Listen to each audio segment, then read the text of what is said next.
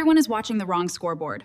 For 2 years, the entire world has been transfixed by one question in the AI race between America and China. Who has the smartest model? And by that measure, America wins. The most powerful AI systems on Earth are still built in the United States. Case closed. Except that's the wrong scoreboard. While everyone stared at intelligence rankings, something else happened quietly.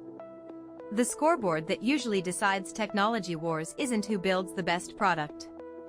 It's whose product the world actually uses. And by mid-2026, Chinese AI models had gone from almost nothing to processing the majority of usage on one of the largest developer marketplaces in the world. More than 60%.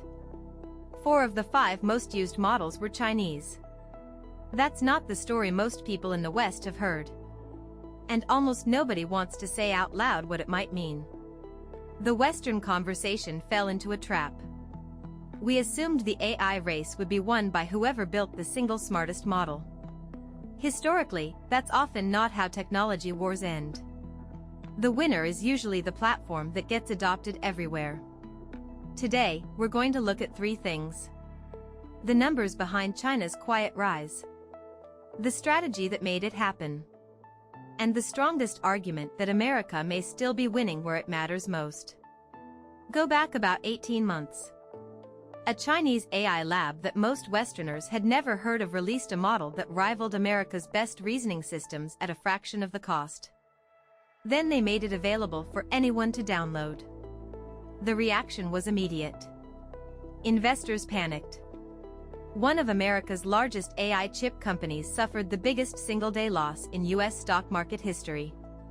Hundreds of billions of dollars vanished in an afternoon. That was only the beginning. More Chinese labs followed. One focused on ultra-cheap AI. Another specialized in coding. Another targeted complex reasoning. Developers around the world, including many inside the United States, quietly started switching. Not because the models were dramatically better. Because they were good enough, open, and astonishingly cheap. Sometimes 5 times cheaper. Sometimes 10, sometimes even more. By mid-2026, Chinese open-source models were handling the majority of activity on major AI marketplaces. Some American companies saw their share collapse within a single year. And this wasn't just hobbyists. Many US startups were building products on top of Chinese models behind the scenes. The technology of a geopolitical rival was becoming part of the American economy itself. The market wasn't shrinking while this happened. It was exploding. China wasn't taking a bigger slice of the same pie. It was taking a majority of a pie that had grown several times larger. The most important difference was strategy. America chose a closed, premium approach. Build the best model. Keep the secrets. Charge for access. Protect the lead. China chose the opposite. Open the models. Let people download them. Make them cheap enough that almost anyone could use them. The goal wasn't maximum profit per customer. The goal was maximum adoption. Become the default foundation that everyone quietly builds on. We've seen this pattern before. A polished, premium system on one side. A free, open system on the other. Again and again, the open foundation spreads through servers, phones, infrastructure, and businesses because it's accessible to everyone. The premium product wins admiration. The open platform wins distribution. America tried to own the smartest room. China tried to become the floor everyone stands on. And in technology, the floor often matters more. But I need to be honest. There is a serious argument that the headline "China already won the AI war" is wrong. First, the frontier still belongs largely to America.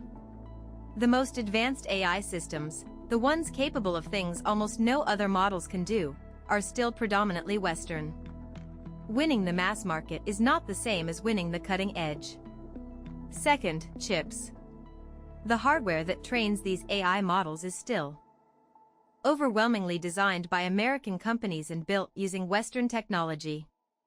The United States has spent years restricting China's access to those advanced chips. That gives America leverage China does not fully control.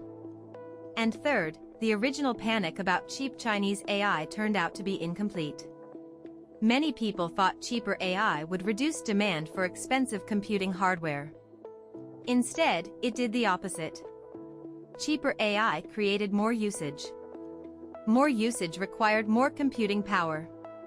And the same American chip company that lost hundreds of billions in a day eventually became one of the most valuable companies on Earth. So which side is winning? The uncomfortable answer is that they may be winning different wars. America dominates the frontier and the hardware. China dominates adoption and distribution. One controls the sharpest tools. The other may be becoming the default platform the world runs on every day. And history suggests that default platforms become incredibly powerful. Once developers build their products, skills, and businesses on top of a platform, switching away becomes expensive and difficult. That's the prize China may have quietly captured. Not necessarily the smartest model. The default model. And that raises a bigger question. When a country's AI becomes the foundation that businesses, governments, and developers around the world depend on, what else travels with it? What assumptions? What restrictions? What worldview? Giving technology away for free is not always charity. Sometimes it's a strategy to make the world dependent on your infrastructure. So let's close the loops. The numbers show Chinese models becoming a dominant force in global usage. The strategy was simple, open, cheap, and everywhere. And the strongest counterargument is also real. America still leads at the frontier and controls much of the hardware that powers the entire industry. This isn't about cheering for one country or another. It's about understanding how power actually moves in a technological age. Often quietly. Through adoption. Through defaults. Through the systems people use every day without thinking about them. The biggest shifts rarely arrive with a dramatic headline. Sometimes they appear as a line on a usage chart crossing 50% while everyone is looking somewhere else. If this changed how you think about the AI race, subscribe. Next time, we'll look at a new kind of cyber attack that doesn't break into your computer. It hijacks the AI you've trusted to help run it. And turns your own assistant against you. Until then, tell me, in the long run, what matters more, the smartest model or the most used one? I'll see you in the next one.